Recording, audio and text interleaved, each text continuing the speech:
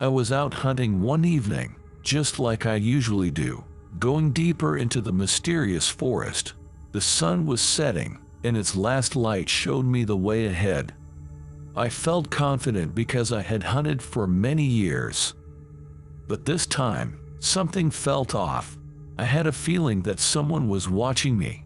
Suddenly, strange noises started all around me, like someone was walking softly on fallen leaves. I strained my ears, trying to figure out where the sounds were coming from, but all I heard was something weird, something unbelievable. It sounded like a wolf's howl, but unlike any I'd ever heard. I slowed down and started listening carefully to the dark forest around me. The woods felt unfamiliar and unfriendly. I looked around, trying to spot anything unusual, but the shadows made it hard to see. My heart was beating faster, and I realized I wasn't alone. Something more significant than a wolf, something monstrous, was in the darkness with me.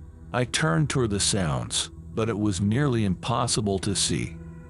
Suddenly, deep in the thickets, I saw a pair of living eyes shining in the last light of the sunset. The eyes looked like an animal's, but they had a strange intelligence, something human. That's when I understood that this hunt, which had started as a regular one, had become a nightmare. I wasn't alone in this forest, and I was in danger. As I stared into those strange eyes, I slowly stepped back. I saw a strange man's shape among the trees for a moment. He was dressed in rough, forest-colored clothes that blended with the trees, making him seem like a part of the dark forest. "Who are you?" I asked, trying to sound brave, but I was trembling inside. The man looked at me, his gaze mysterious and silent. He didn't answer my question. Instead, he asked me, "How long have you been in this forest?" I felt uneasy. "Just a few hours," I replied, not sure why it mattered that I had arrived recently. The man nodded, but his eyes stayed on me. "What are you looking for in this forest?" His question sounded like he already knew the answer. I felt a strange sense of unease. "I'm looking for peace and some prey for dinner. That's all I want." The man smiled with a bitter, eerie smile that sent me chills. "Do you think you're alone in this forest and control it?" His words made me wonder. I felt that this forest held secrets beyond my understanding. "What are you?" I asked, afraid of the answer. The man slowly came closer, his hand touching my cheek. He smiled and said, "We are the forest. We know when others enter our world. You'll vanish here, just like everyone else." Suddenly, everything around me turned dark and shapeless. I couldn't see the strange man anymore, but I realized he was part of the forest, just like everything else. Like a werewolf, he ran away from me, leaving only mysterious words that plunged me into the depths of this eerie forest, where I now became part of its frightening mysteries. My heart was pounding so hard it felt like it might burst out of my chest. In terror, I realized I couldn't stay in that forest. I turned and ran deeper into the dark woods.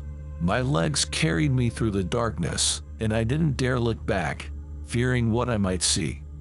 When I finally got out of that forest, covered in sweat with dry tears on my face, no one believed my story. Everyone I told thought it was my imagination or fatigue from hunting. But inside me, the fear and the belief that something unknown lurked in that dark forest remained. My encounter with that strange man, who was part of the forest itself, would stay with me forever. I could never return to that forest. Perhaps that was the smartest choice. The story of the werewolf in the forest remained only with me, and no one else could confirm my account. But on nights when the wind rustles through the trees and the moon shines brightly, I sometimes hear strange sounds and a howling that reminds me that the peculiar man still roams among the trees, searching for something hidden in the forest's darkness. I might have escaped a terrible fate that is incredibly hard to believe.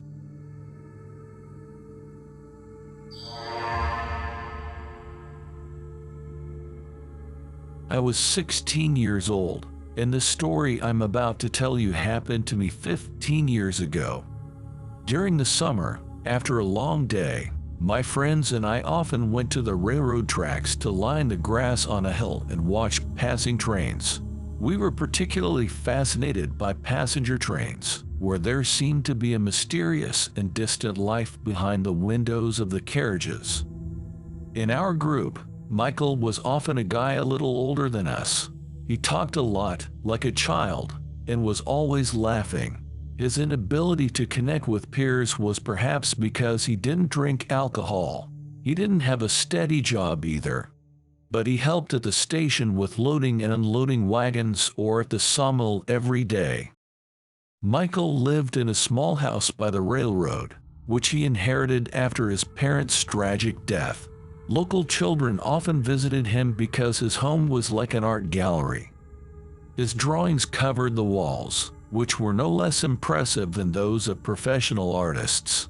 Besides, Michael composed poems, but he never wrote them down anywhere. He read them aloud and then forgot them. However, his love poems often made women at the local station cry, and they said it was time for him to get married. But Michael was afraid of women and avoided serious relationships. He was a virgin, and his unusual appearance, long, unkempt black beard, and never cut hair made him even more mysterious. Despite his strange appearance, Michael was a kind and gentle person. While we were watching passing trains one summer evening, a woman jumped from the last carriage. Her appearance stunned us. She sat on the railroad ties, stood up, and started looking around. When she turned towards us, we noticed her small fangs, giving her smile a wild and airy look.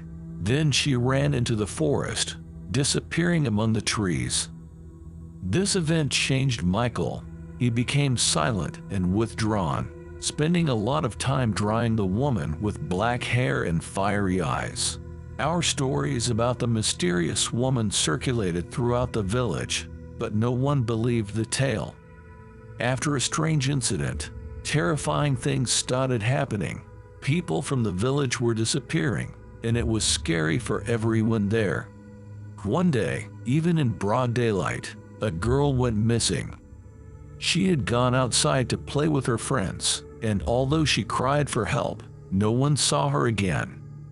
Search parties went into the forest, but they found horrifying signs and bloody clues, with no sign of her body. More and more women and children were vanishing, and no safety measures seemed to work. The town was in a panic, and people were afraid to go outside, even during the day. Authorities imposed a curfew, but it didn't stop the disappearances. Despite all this, Michael kept spending time in the forest. He became gloomier, and there was something eerie about him. He stopped talking to others and locked his doors to keep people out. His old friends and neighbors sensed something was wrong but were too scared to approach his house. By late autumn, fear had paralyzed the town. Women and children hardly left their homes, and the streets were empty at night. However, even the curfew couldn't stop the terrifying events. People heard screams and cries from the forest, but no one dared to search for them. But everything changed one cold winter night. Michael's neighbors saw a strange light coming from his house, so they decided to check it out. When they entered the house, they found his lifeless body inside, while his head was on a windowsill, looking horrified. The house was covered in blood, and the walls had disturbing drawings.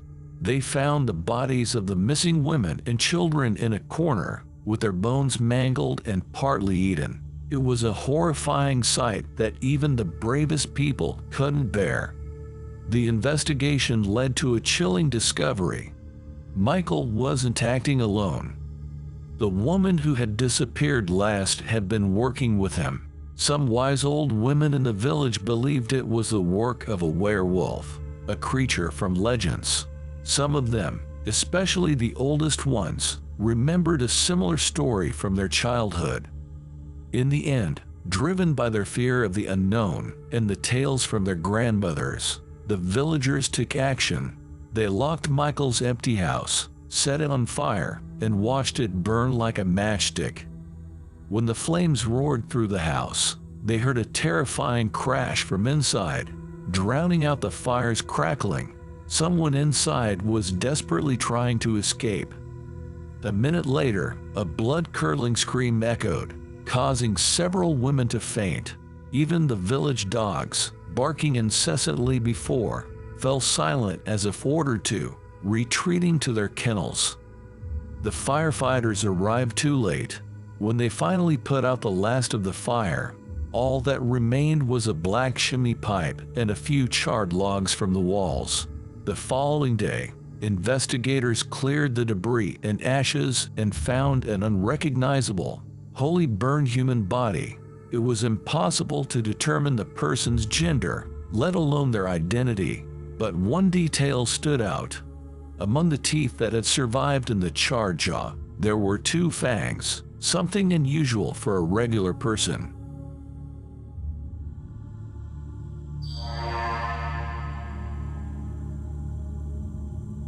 It all started after a painful breakup. My heartache was unbearable, so I sought solace and change in a new place. A small village in Central America seemed perfect for a few months of solitude. No one knew me here, and I knew no one. I rented a cottage by a serene lake. On the first night, I fell in love with the calmness, sitting on the porch, gazing at the twinkling stars. But on the second night, something eerie began to disturb me. Strange cries invaded my dreams, jolting me awake in a cold sweat. Night after night, they grew louder and closer. One night, at precisely 2:45 a.m., I ventured outside to investigate when the cries became unbearable. Carefully opening the door, I stepped onto the porch.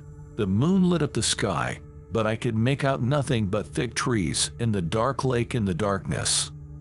The cries sounded like ghosts wandering the trees. Yet, I saw nothing. As the nights passed, the cries intensified and drew nearer. One night, on the verge of despair, someone started pounding on my door and then began to bang on the walls of my house. I couldn't call for help since my house was far from the nearest town, and my phone had no signal. Determined not to sleep and to uncover the mystery, I approached the window, sipping wine for courage, and watched intently. Fear gripped my chest, but I couldn't remain ignorant. One night, at 2:45 a.m., I saw him, a man, stark naked, wandering on my lawn. His cries were terrifying, and he ran as if chased by an otherworldly presence. It wasn't an animal, but something indescribable. The man collapsed and began contorting as if losing his humanity, and his body started to transform. Before my eyes, an astonishing metamorphosis occurred. The man became a beast. His bones cracked and twisted, fur sprouted, fangs protruded, and his cries turned into howls. He had become a werewolf. I left that house and headed to the nearest village the next day. Locals told me a chilling legend about the person who had once lived there. Long ago, Satanists invaded his home and performed a horrifying ritual, transforming him into a werewolf. Since then, he had been trying to return home every night but could never find peace. I bought bus tickets and departed from that place forever, realizing that staying there would be sheer madness.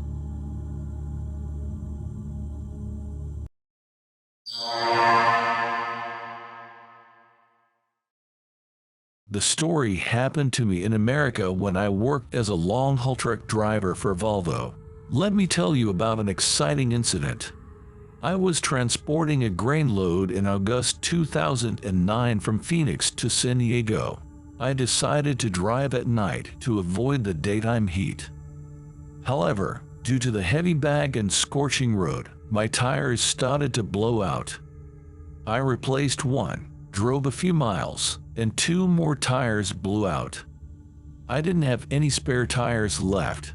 That's when I saw a grave by the side of the road, and behind a fence, there was a wheel from a Volvo truck. Previously, a Volvo driver had crashed there, and his relatives had left this wheel at his grave.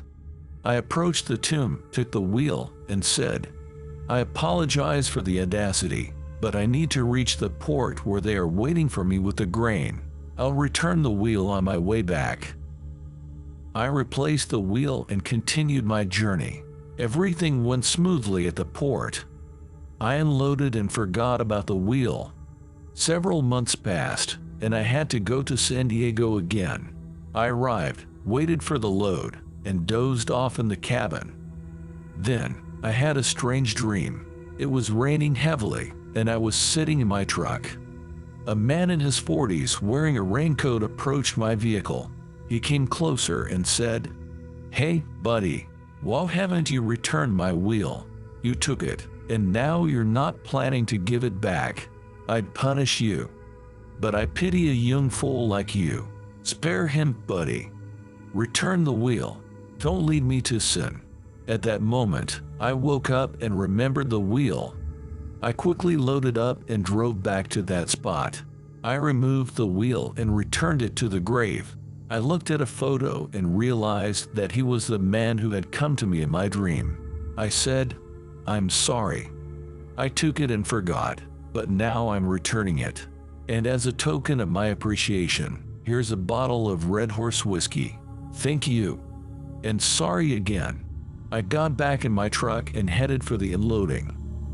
After arriving at the port in San Diego, I went to bed late at night. And once again, I dreamt of the same man. He approached me and said, "I'm not angry with you. You forgot. It happens. Thanks for the bottle."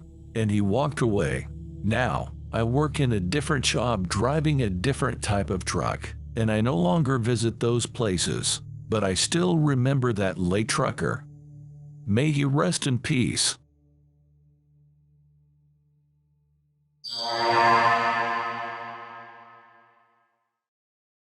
This story took place in Russia when I was working as a long-haul truck driver on a KAMAZ truck. Let me tell you about a mysterious and enigmatic event on a winter night near Akhtubinsk. It was November 1994. My partner and I were heading home from the Moscow region to Akhtubinsk, transporting several tons of fresh frozen fish on our KAMAZ. This journey was far from simple. Everything didn't go as planned. The road had temporary delays, and the truck broke down twice. The round trip covered 3,000 versts, and we spent nearly a week on the road. We were tired. At the moment when all of this happened, I was behind the wheel, driving the truck for almost 8 hours straight. Our schedule had gone awry, and we drove at maximum speed wherever conditions allowed. I was in a hurry to get back home. My wife and I were supposed to attend the wedding of close friends. It was a night.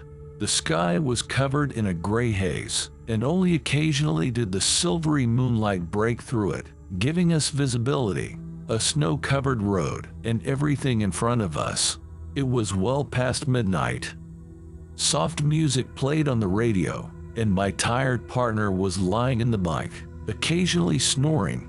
The road surface was smooth, not shaking or dusty. There wasn't a soul on the road, just my partner and me in our lonely KAMAZ truck, heading toward the Caspian Sea. Suddenly, the gray haze again obscured the moon, and the night darkness became even denser. Visibility decreased, so I slowed down, and it turned out to be a good decision. Suddenly, in the distance, in the glare of headlights, I saw a rider on a horse moving right in the middle of the road. A herd of cows was dragging behind him, perpendicular to the highway. I slammed on the brakes. Our multi-ton truck stopped just a few meters from this mass of horns and hooves. In frustration, I uttered a few choice words. In response, I heard the disgruntled mooing of cows and the shouts of shepherds. I couldn't understand why these bulls were here in the middle of winter. Where were they headed? And why was all of this happening in the middle of the night? The herd was huge, and it moved like a multicolored river. About 5 minutes passed, but they kept moving. I left the cabin, stretched my legs, and breathed the cold air. But as soon as I reached for the door handle, all the animals suddenly disappeared. I froze in amazement. There were no cows or their shepherds in sight. I even checked the roadside, but there were no tracks. The shiver gripped me. I thought, this must be a miracle. It was so real. It seemed like I had overworked myself. Somewhere ahead, there should be a small town on the route. There were about 20 kilometers left.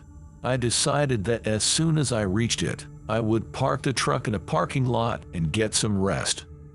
I returned to the cabin and continued driving, and then suddenly, I found myself on the central street of an unfamiliar city. I looked around in astonishment. Like a Christmas tree, the entire road and its buildings were brightly lit. It was something I had never seen before, not even in Moscow. I noticed electronic billboards displaying the time.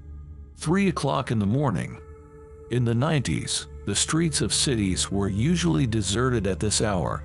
But here, I saw an astonishingly large number of people for a winter night in 1994 in a small town. I approached an intersection where the red traffic light was on. I stopped the Kamaz. I looked around, trying to understand what was happening. This couldn't be Aktubinsk. It was too far away. Furthermore, I was supposed to make a turn before reaching it. It was impossible. Suddenly, I realized the traffic light had been red for an unusually long time. Was it malfunctioning? I looked left and right, feeling a growing sense of unease, and then something in the surroundings began to unsettle me.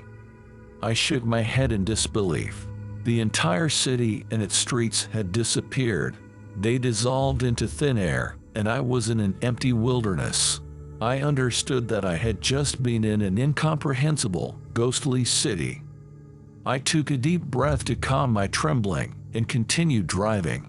Perhaps fatigue had caught up with me, and I had fallen asleep at the wheel.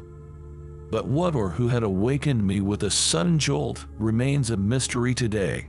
My partner continued to sleep, seemingly undisturbed. As I continued my journey, I couldn't shake my curiosity about the ghostly city I had inadvertently passed through that night. I had driven along this route multiple times before and after that, but never before had any signs of a city on that stretch of road.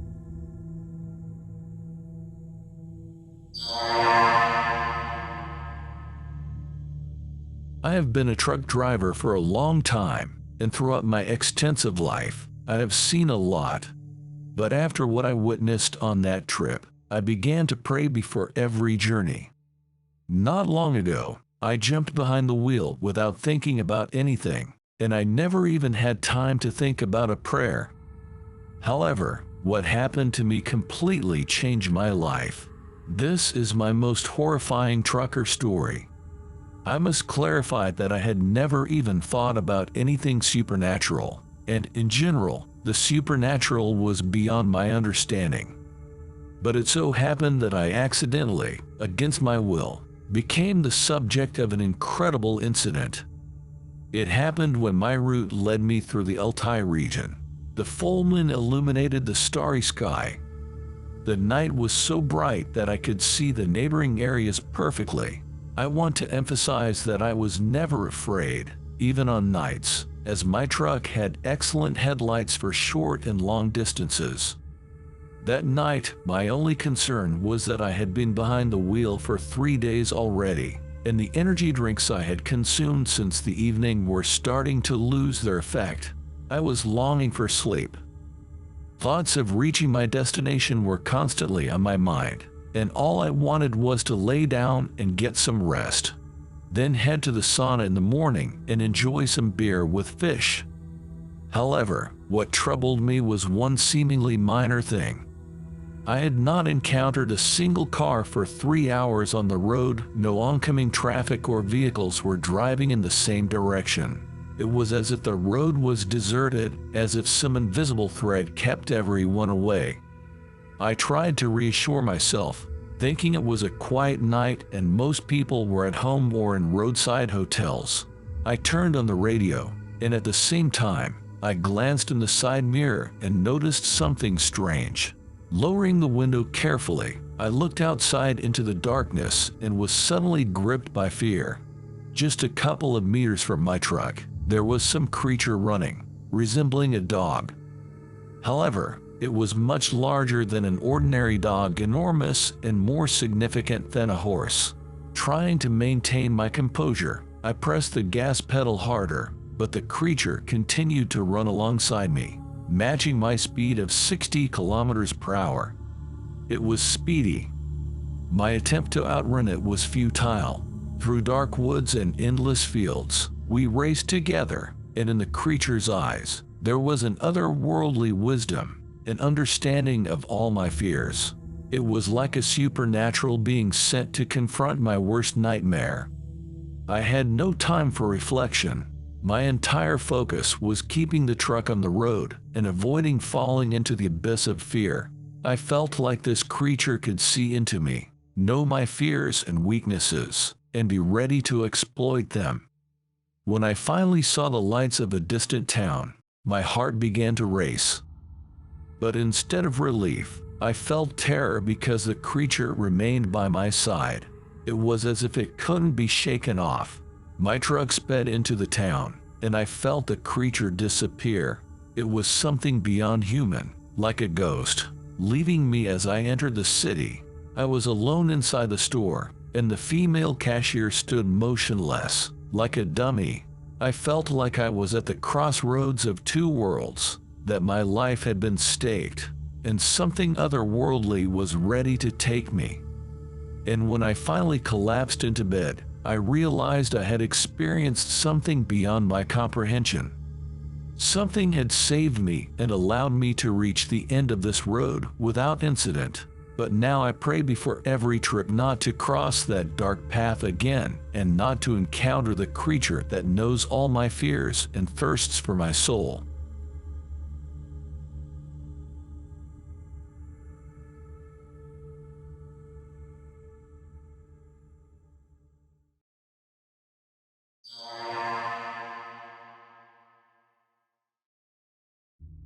My name is Dan, and I've always had a special interest in road trips. This time, I decided to take a break from the city hustle and go to my friend Mike's country house. Late at night, I was driving in my old car on an abandoned forest road. The trip was supposed to take no more than 3 hours, but things didn't go as planned. After driving for 2 hours, I noticed that my fuel level was rapidly approaching zero. According to my GPS, the nearest gas station was still 20 kilometers away. I started to get nervous, but then I spotted an unknown gas station right in the middle of the forest. It was strange because it didn't show up on my GPS. As I got closer, I noticed the attendant. He was a middle-aged man with cloudy eyes and a somewhat unnatural smile. He inserted the hose into the tank and began to refuel my car. Ever heard any legends about this place? About the forest spirits? He asked, without stopping his work. No, I replied shortly, feeling the atmosphere becoming increasingly tense. He finished refueling and came up to me. It's a full moon tonight, he said, looking me straight in the eyes. Whatever happens, do not stop in this forest. I quickly paid and got back in the car. The car started on the first try, and I hurried to leave. But after 10 minutes, my car suddenly stalled. I remembered the attendant's words and decided to stay in the car until the tow truck arrived. In the darkness outside the window, I began to notice strange shadows. They moved quickly between the trees like something or someone was watching me. Suddenly, the shadows began to change. They were no longer just blurry silhouettes. They started to take shape. These shapes were distorted, hunched, with inhumanly long limbs. Their movements were synchronized as if performing some ancient dance or ritual. They were getting closer, and I felt the air in the car becoming heavy, almost unbearable. Deciding to take action, I fumbled in the glove compartment and found a flashlight. Turning it on and pointing it at the approaching shadows, I noticed that the light was distorting around them as if penetrating through a veil of reality. One of the shadows stopped and seemed to look at me. Where eyes should have been, there was only emptiness. Panic reached its peak. I grabbed my phone and began taking pictures of the shadows, thinking that evidence would be preserved if something happened to me. After taking a few shots, the shadows suddenly disappeared as if dissolving into the air. I didn't wait for another second. The car surprisingly started up, and I sped off, barely missing a figure that suddenly appeared from the darkness. Finally, upon reaching my friend Mike's cottage, I immediately told him everything that had happened. Dan, I've lived here for several years and drive this road often. There's no gas station there, and there never has been. My heart stopped. Then I took out my phone to show him the photos I took in the forest, but the screen only displayed blurry images where nothing could be made out, as if something had erased all evidence of my terrifying adventure. Mike looked at me skeptically but then said, There are a lot of strange legends in these woods. Maybe you encountered one of them, but let's forget about it. Okay, let's not ruin the evening. I agreed, but deep inside, I knew something unimaginable had happened that night. Even though Mike didn't believe me, I knew that this forest held secrets better left unencountered. Suddenly, my phone vibrated, notifying me of a new message. It was from an unknown number. Thank you for using our gas station. We hope you arrived safely. Looking forward to seeing you again.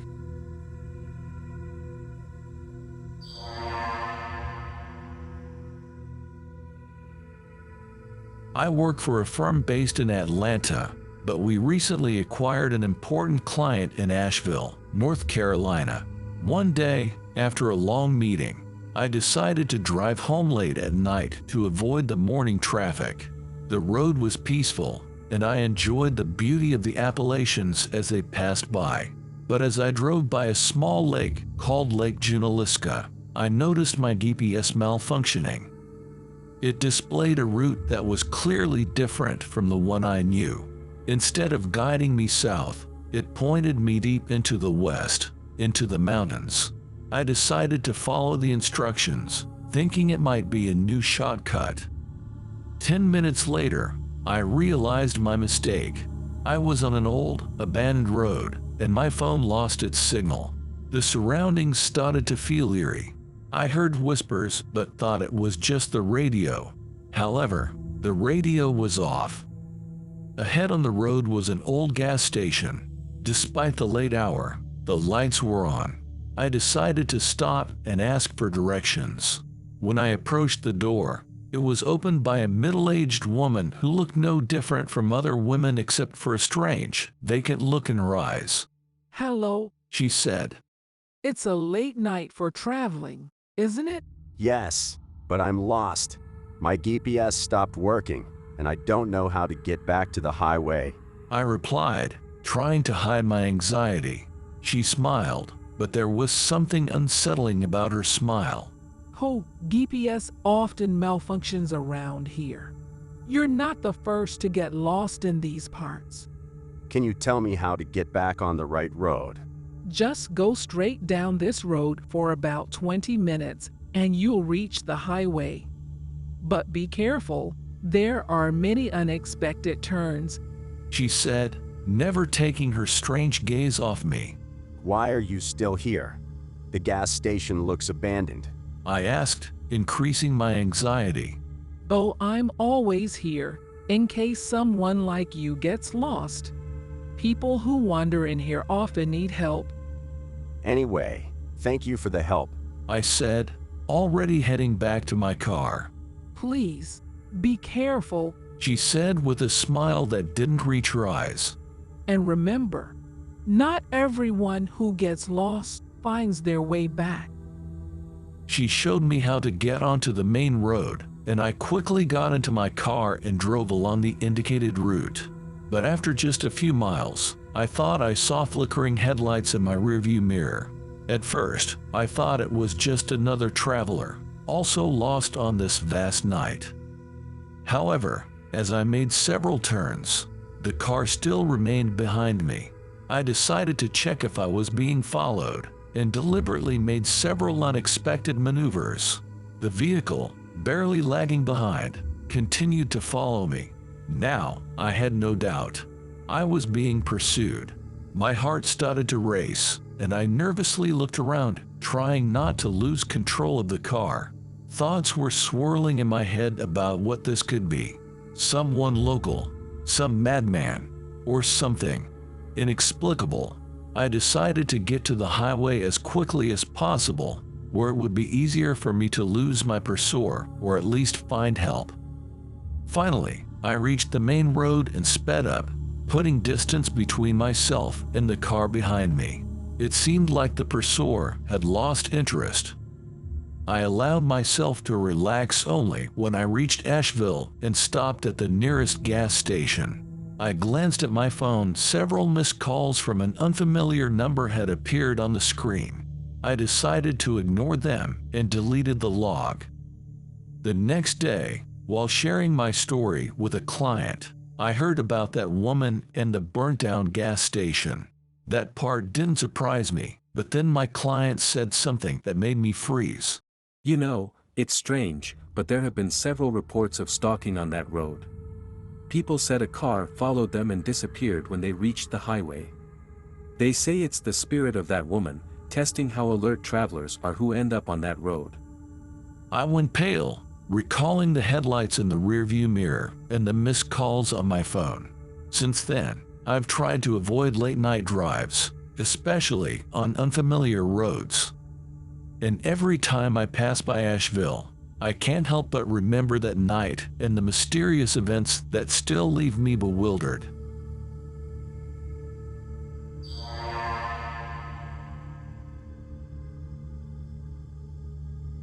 My wife, 2 daughters, and I drove home after celebrating Thanksgiving at my parents' house. It was nighttime, and a downpour made the road ahead nearly invisible. Everything was perfect. We were joking and listening to music until we realized the fuel gauge was dangerously low. Luckily, we saw the glowing sign of a gas station ahead. I pulled over, and we decided that the kids would stay in the car while my wife and I went to pay for the fuel. The gas station was eerily quiet. No clerks, no customers. An old man appeared from behind the counter as we approached. There was something strange about his eyes. After paying, he said, Beware the road. It sometimes claims its own. My wife glanced at me, puzzled, but we shrugged it off. When we returned to the car, our daughters told us they had seen a weird figure pass by. I felt a sense of dread but decided not to alarm them and drove on. About 15 minutes later, we were engulfed in thick fog. Visibility dropped significantly. That's when I saw him, a middle-aged man standing right in the middle of the road. I slammed the brakes. He approached the window and said he was lost, asking for a ride to the nearest town. We agreed, and he sat in the back seat next to our daughters. Oddly, he never introduced himself. A few minutes into the drive, he began muttering something under his breath. The girls grew nervous, and I asked if everything was all right. He didn't answer. Suddenly, he said, You shouldn't have stopped. She's coming for you. The next moment, the car stalled. All electrical systems shut down, and the fog grew even thicker. A woman emerged from it. Slowly, she moved towards us. As she reached for the door handle, the stranger in the back seat shouted some sort of incantation. The woman vanished, and the car roared back to life. We sped away, not looking back. The stranger revealed that he was a ghost, bound to this road, and had saved us from the evil spirit that was his wife. She had become malevolent after dying in a car crash on this road and now claims the lives of random passersby. As we reached the town, he vanished, leaving us with a sense that this was not just a creepy adventure, but a life-altering warning about the fine line between life and death.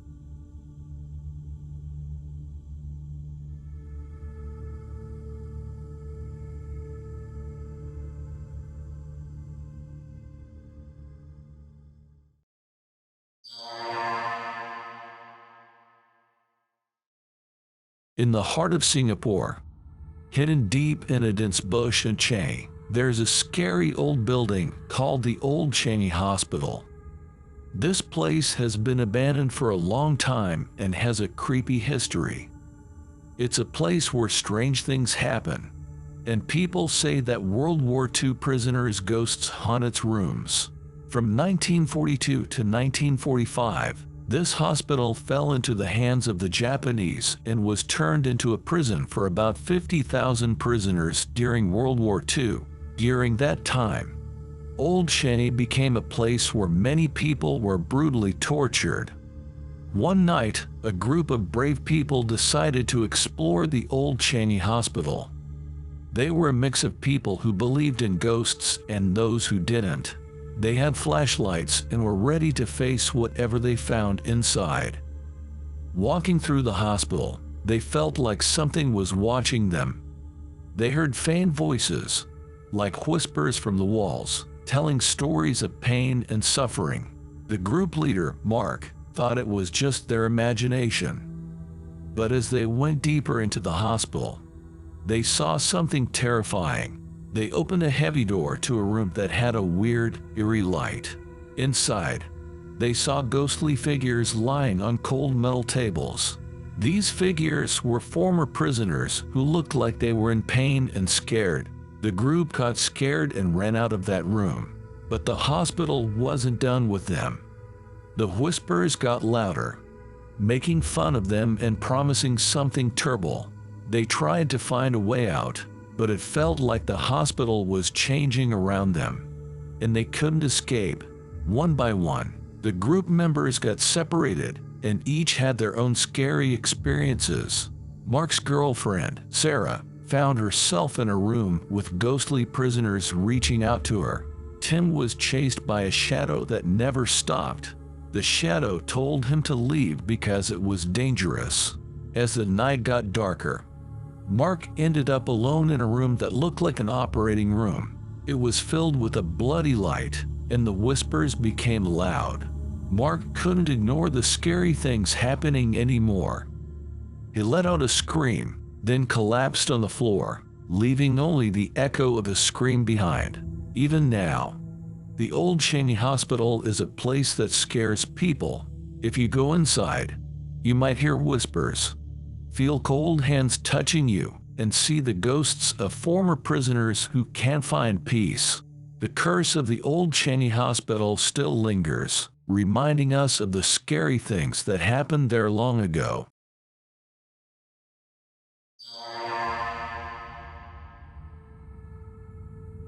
In 1901, in the darkness and eeriness of Taunton Psychiatric Hospital, Jane Toppin, a nurse with a fresh appearance, conceals a dark soul behind her outer beauty. She hides a particular pleasure, the happiness that comes from witnessing the death of a patient. Taunton is the mental place of suffering and abandonment and the mysterious organization where people create pain and end in death. The mysterious doctors and nurses in the hospital have become gods of brutality and ghosts. Jane Toppin quickly found particular pleasure in watching patients die before her eyes. She stood there motionless and crawled onto the victim's bed, hugging them tightly and feeling every last convulsion of their lives. She waited until the spirit left and then laughed secretly in the darkness. She committed several brutal murders in the hospital, and no one knew what happened. It seemed like she was the only one who was cruel, but the reality was much more brutal. Some doctors here even use patients' bodies as sacrifices and rituals related to Satan. The place where these mysterious rituals are performed is the basement of the hospital, a dark and haunting place. Eerie shadows crawled across the walls, and incomprehensible spells echoed in the darkness. In 1920, 3 curious people named Emma, William, and Hannah ventured into Taunton Mental Hospital to learn strange stories about this place. They have heard many legends about the pain and mystery at this hospital and want to find out the truth behind its dramatic night. When they entered the main door of the hospital, dim lights flashed, and they felt the heaviness of the space. The door swung open behind them, and they found themselves surrounded by the silence of the abandoned hospital. They entered the first hallway and began their hunt. They heard a strange moan in an abandoned room, like someone calling for help. Their lights dimmed suddenly, and they felt weird sensations like someone was touching them. Emma found herself drawn into the room of the woman in the white dress, the woman standing in the middle of the room crying pitifully. However, when Emma looked closer, she realized the woman was missing a wrist, and blood was gushing from the painful cut. She reached out, put her hand on Emma's shoulder with a pleading look, and cried, "Someone save me." Emma was frightened and helpless, not knowing what to do to help. William is on the run from an eerie darkness. That darkness is an embodiment of the brutality and ghost of the hospital. It slipped through the shadow and emerged from the dark depths, always following William, never stopping. The green light glowed as it appeared, and a terrifying groan enveloped William. He broke into a cold sweat and tried to find a way out of its insignificant pursuit. Hannah is drawn into a strange world where bizarre events take place. She stood in the middle of an empty room with a ball rolling back and forth. A boy stood beside the ball and tried to throw it at Hannah as if he wanted to play with her. Sarah didn't know if the child was a spirit or an embodiment of ghosts, but she felt a chill and haunting sensation from its appearance. They tried to find a way to meet again and escape from Taunton Psychiatric Hospital, but there is no way out. Their journey will lead them to the horror and mystery of this hospital, and it may cost them indescribable loss and pain.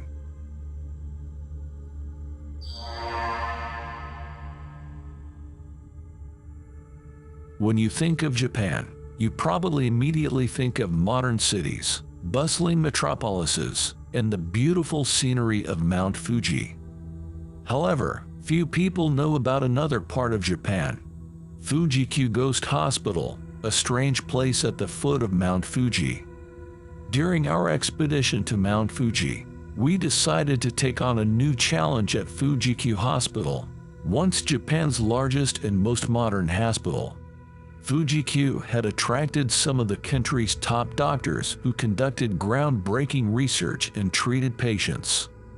But this hospital's dark history sent shockwaves throughout the land of the rising sun. Hidden in a secret room, people discovered a series of wooden crates containing corpses. Rumors had it that the hospital director and several doctors were involved in an illegal organ trafficking ring, profiting from selling patients' organs. After these unfortunate victims had their organs removed, their bodies were discarded and packed into large wooden crates to avoid detection. This chilling tale led many to believe that the souls of those unjustly murdered still lingered around the hospital. Driven by our shared curiosity for the unknown, my friend Yuki and I embarked on a chilling expedition to Fuji-Q Hospital, with our friend Hiroko serving as our guide. As we ventured deeper into the heart of this haunted facility, the atmosphere grew increasingly ominous. On our first day, Yuki and I felt an uncanny presence in an old room. It was as if we were being watched, even though no one was in sight. Despite her familiarity with the place, Hiroko couldn't shake the feeling of unease. She claimed to hear whispers and distant cries, which sent shivers down our spines. As night descended, we encountered the evil spirits that haunted the hospital. Shadowy figures materialized and snuffed out the light around us. The temperature dropped drastically, sending bone-chilling shivers through our bodies. In one pitch-black room, we spotted a young woman standing in the center, her wrists dripping with blood. She pleaded for help, terror in her eyes. Yuki and I, compelled to assist, cautiously moved closer, but the woman vanished, leaving behind only the lingering stench of blood. Our expedition took a horrifying turn as we realized that Fujikyu Ghost Hospital hungered for more souls to add to its cursed collection. The restless spirits were determined to trap the living within their realm forever. As we battled to survive the relentless hauntings and apparitions, we understood that Fujikyu Hospital's dark history was far from a mere legend. The evil energy within those walls sought revenge and would not rest until it claimed more souls to join the nightmarish chorus that echoed through its forsaken halls.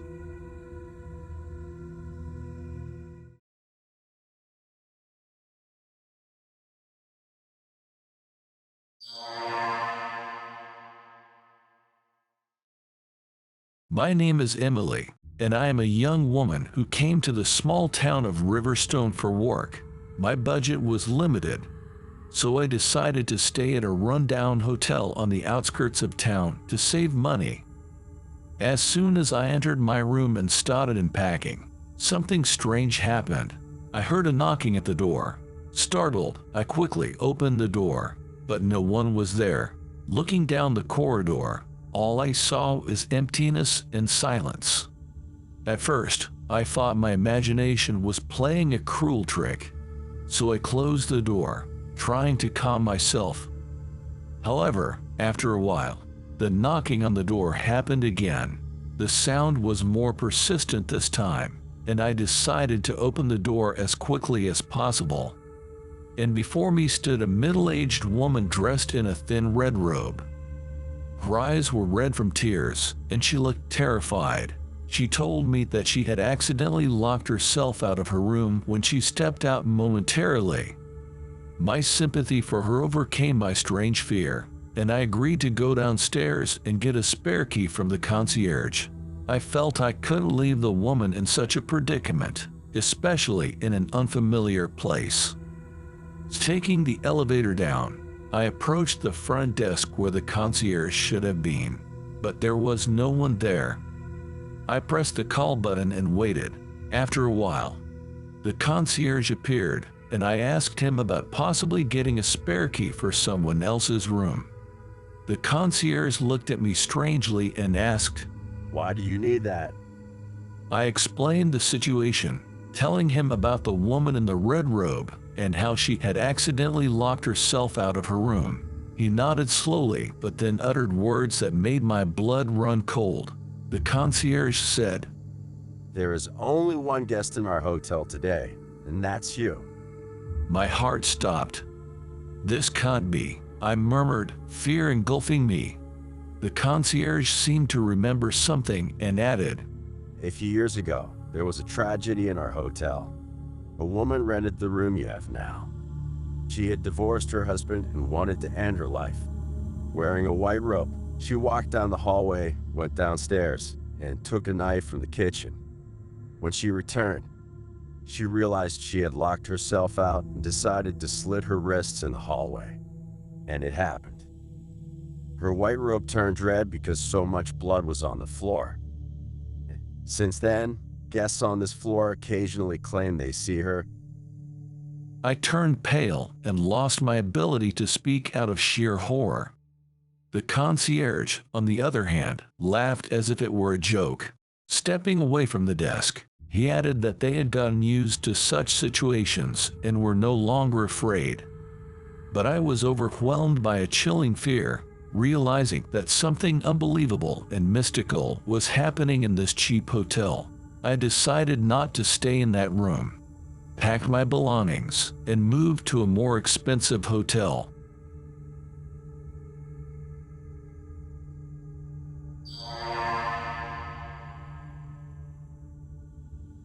While vacationing at the beach in the US, I stayed in a hotel on the 8th floor with a view of another hotel right across. But something didn't feel right from the beginning. Even though it was a beautiful beach and sunny weather, there was an eerie feeling, like something mysterious was happening. I felt uncomfortable whenever I returned from the beach and started changing in my room. A girl in a striped robe was staying in the hotel across from mine, and she kept staring at me. I tried to hide behind the curtains, but my room had a lot of glass, and the bathroom was down the hallway. I didn't care about the redhead girl across the way. She wasn't my type. But a few days later, something strange happened. I met a lovely blonde girl, and we quickly got close. We shared passionate kisses and wanted to be together in my room. But that night, she turned into something weird. While we were getting close, my girlfriend noticed the girl in the striped robe watching us. She screamed, dressed in a hurry, and left, looking scared and upset. My girlfriend ran out of the room, and I couldn't stop her. I was confused and didn't know what to do. I remembered the red-headed girl from the other hotel watching us. So, I dressed and went to her hotel room to complain and find out what happened. But when I tried to open her door, a security guard from the hotel appeared. He told me to leave before something terrible happened. I explained that the red-headed girl had ruined my night, but the security guard said something strange. He told me that the hotel had been closed for a long time. The top floor had collapsed, and a whole family had died. Nobody stayed above the 5th floor, and there was no 8th floor. It was as if the bed I had been waiting on didn't exist. I was baffled and looked around the hotel. Some potty had no walls, and the roof was crooked. How could I have not noticed this before? And where did the redhead girl come from? It was all extraordinary. The following day, I packed my things quickly and left that place behind, leaving the mystery of the girl in the striped robe and the abandoned hotel.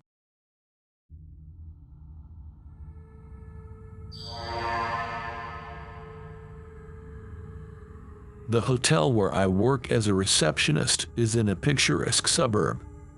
It's a pretty old 3-story stone building, with an attic on the 3rd floor where all sorts of old junk are stored. There are only a few rooms, and they are all designed to look old-fashioned. Overall, it's a beautiful place.